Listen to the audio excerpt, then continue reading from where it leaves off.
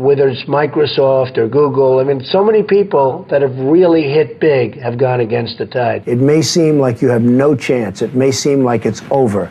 Never, ever quit. If you're a quitter, I hope you quit right now and stop watching immediately. And people that can handle pressure can be entrepreneurs, can be successful. He's an American businessman, politician, and 45th President of the United States of America. As of 2017, Forbes listed him as the 544th wealthiest person in the world with a net worth of $3.5 billion.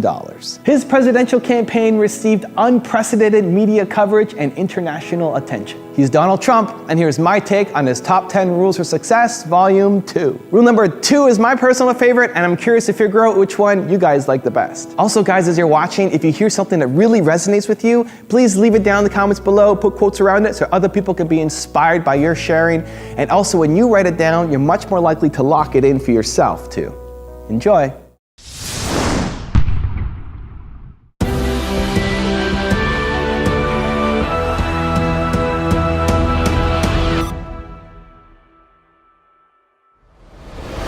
What would be one word of advice you would have for an upcoming businessman, for a future businessman?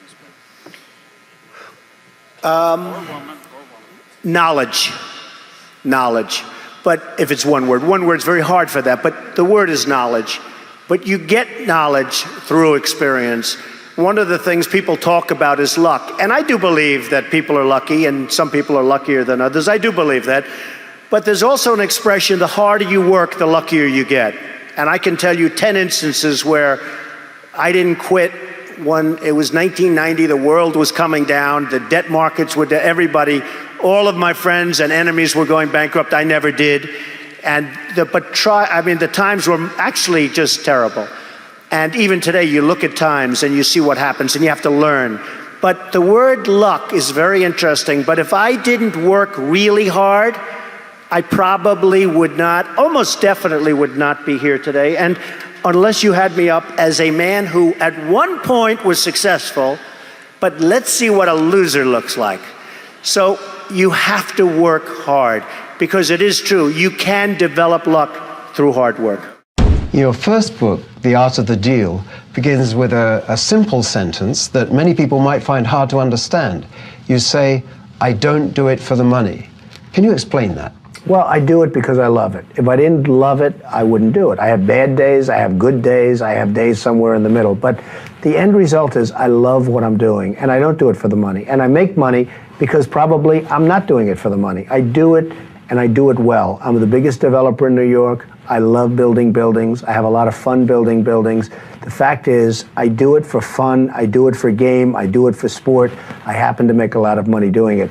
If I didn't enjoy it, if I didn't really love what I'm doing, I wouldn't be successful. I wouldn't be sitting with you today. And what's the implication of that for someone watching this who wants to create greater wealth? What's the message in that, do you think? Well, the message is you have to love what you do. If you do it for the money alone, it's probably not going to work. I have friends where I tell them, get out of this business, which is a good business, and go into another business, which isn't as good a business, because they like the other business better. They'll do better in a less good business, so to speak, than they will in the better business because they like it.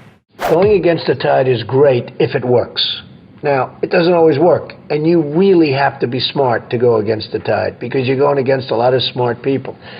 But when you get it right, you'll end up better, whether it's Microsoft or Google. I mean, so many people that have really hit big have gone against the tide. But you have to have great confidence in yourself. You have to be the right person. There are very few people that can pull it off, but when you pull it off, it's great. Same thing in real estate. You go against the tide. People are selling, you're buying, the tide changes. Never, ever give up.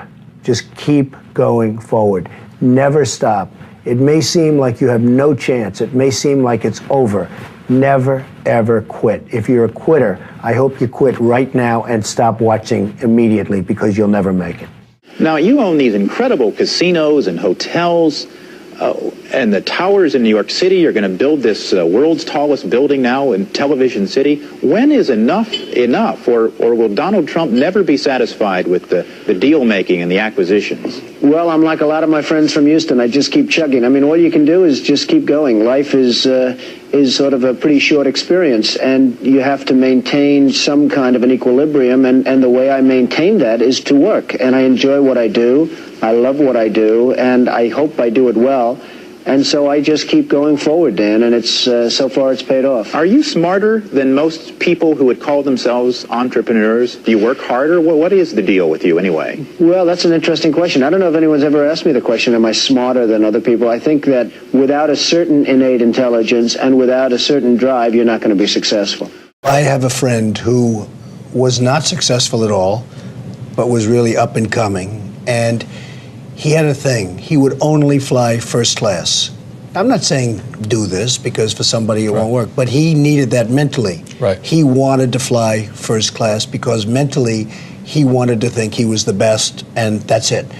And even though he didn't have much money at the time, this is years ago, he would always fly. I used to criticize him, but it put him in a good state of mind, and he became a very, very successful guy. Yes. Very, very successful. Yes. And I've always remembered that. He would never fly coach. He would always fly first class, even though he didn't have the means to fly. So, look, it's complicated, but whatever it takes to train that. I've always believed in positive thinking. At the same time, I don't want to mislead.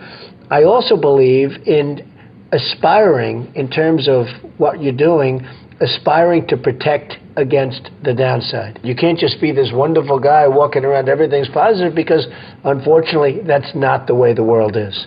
I love to tell people to think about the challenges so that when they do come along, you're ready. Let's suppose that I have a job, but I have the feeling that I want to start my own business. How would I know that I'm the right kind of person for the entrepreneurial life? To me, that's the best question you've asked, and it's also the toughest. Somebody has a family, has a job, they have a nice job, they get X dollars a week, they don't have to worry about very much, it's not going to be great, they're not going to live in Palm Beach, but you know what? They have a job, and it's income coming in. The hardest thing to do, in my opinion, in business, is to leave that job and become an entrepreneur, because you're risking your wealth, you're risking your family, your health, your family's health. You're really risking a lot. You have to know in your gut whether or not you have it to be an entrepreneur. Can you handle pressure? Can you handle all of the problems that you're going to be confronted with? And there'll be many, many problems. But the toughest job that somebody has, in my opinion, in business, is to know when to get out of something and when to go in something, because that's a very, very risky proposition. You know, when people ask me about success, I've just started thinking about it over the last couple of years because I've seen a lot of it. You have to have an ability to handle pressure, because no matter how successful you are, I have many, many friends and enemies, a lot of enemies too, I don't care, but they're smart.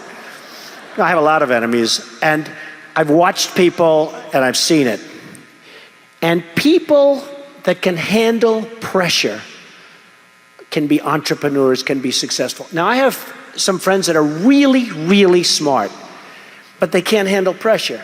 In which case, they should work for somebody, do great, and have a good life. There's nothing wrong with it. Because I almost think that's an instinctive thing, the ability to handle pressure. Now, one of the things I tell people about pressure is, you know what? They said, how do you handle pressure? Who's had more pressure than me? Ay, ay, ay. Have I had pressure over the years? And, you know, I mean, I get criticized in my hair, but it's not so bad, and it's real, it's mine. You know it is my real hair. I mean, I get killed. I had an article recently that was so good. It was such a great article. And then it had one line, but he wears the worst hairpiece I've ever seen. I couldn't show the article to anybody, and it's not even true. But you have to have the ability to handle pressure. And if you can't handle pressure, you have to know that about yourself. You have to know that about yourself. So, handle pressure. If you can't, that's okay. But one of the things I tell people about handling pressure is, remember, because they asked me the question, how do you handle the stress? And you know, somebody actually said, Donald, you're so handsome. Do you believe this? I love this person. You're so handsome. How have you stayed so handsome under all this pressure? And I actually thought of it to myself. You have to remember, it doesn't matter. God matters, your family matters. It doesn't matter. And if you say it, I have some people, they say, I've got to be successful. I've got to be. They'll never be successful. It's too crazy. They can't think straight. Does that make sense? Does that make sense to you that was going crazy, standing up about your success, right? So you've got to handle it. Now he's a little bit more low key. That's very good. I like that. We've calmed him down. So you've got to be able to sort of say to yourself, nothing matters that much other than the real big deals with family, with your faith, etc. People settle for mediocrity for one reason. They're lazy. I've seen it so often. People go into something, they don't want to go that extra step. They know it's not going to be great. It might be good. It might be okay. It's not going to be great. They settle for mediocrity. They're lazy.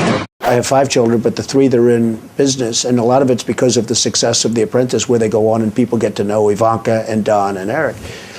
But a lot of that was early upbringing. I'd always say to them, no drugs, no alcohol, no cigarettes. And now I add for Barron, and I'd drive them crazy. I'd say every time they'd leave, no drugs, no alcohol, no cigarettes. Repeat after me, and I'd have to repeat. They'd go, Ivanka would go, Dad, will you leave me alone?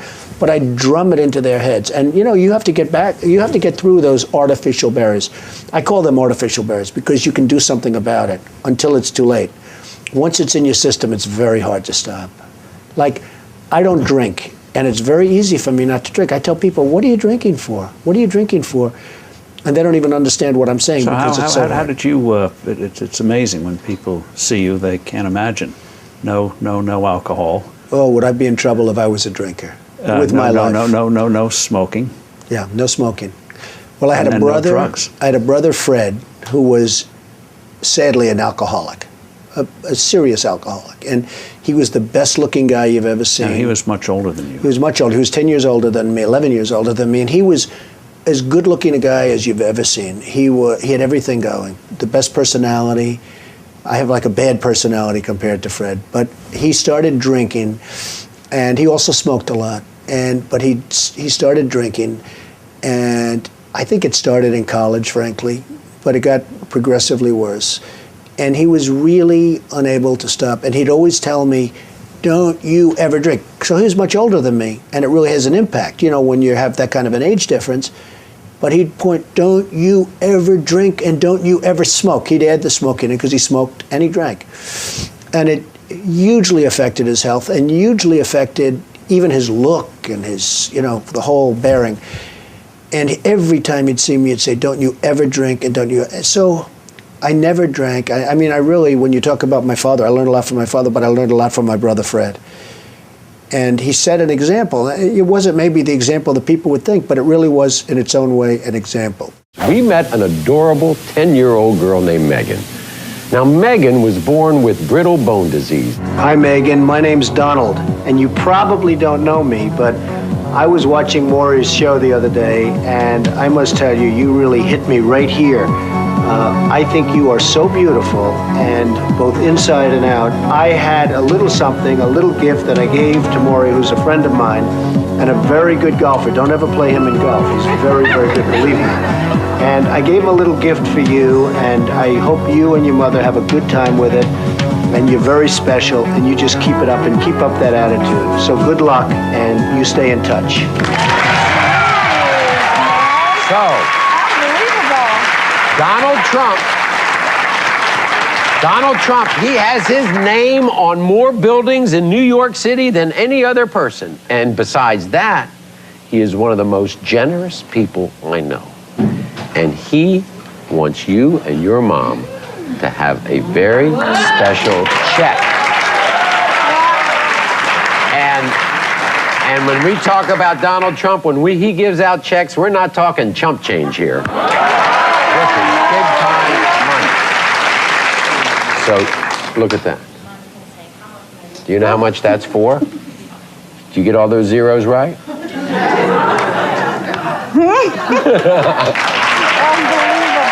Hi, Donald.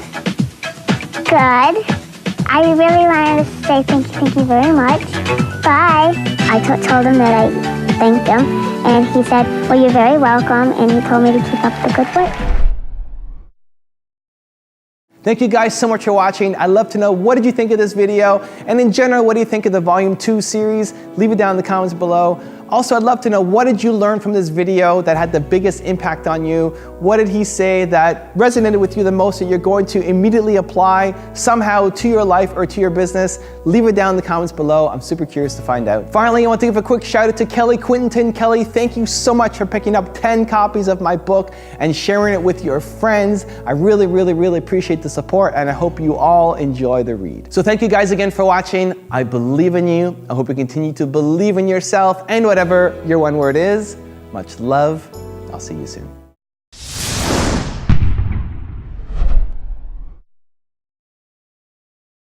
You have an enormous skill with branding and marketing and rebranding. What would you give as advice to small and medium-sized business owners for branding and marketing? Well, the first thing is you have to have a good product. If you don't have the product, forget it. But assuming they have a really good product, you have to get the word out. You know, I know people that are better singers, more talented than Frank Sinatra. You'll never hear about them.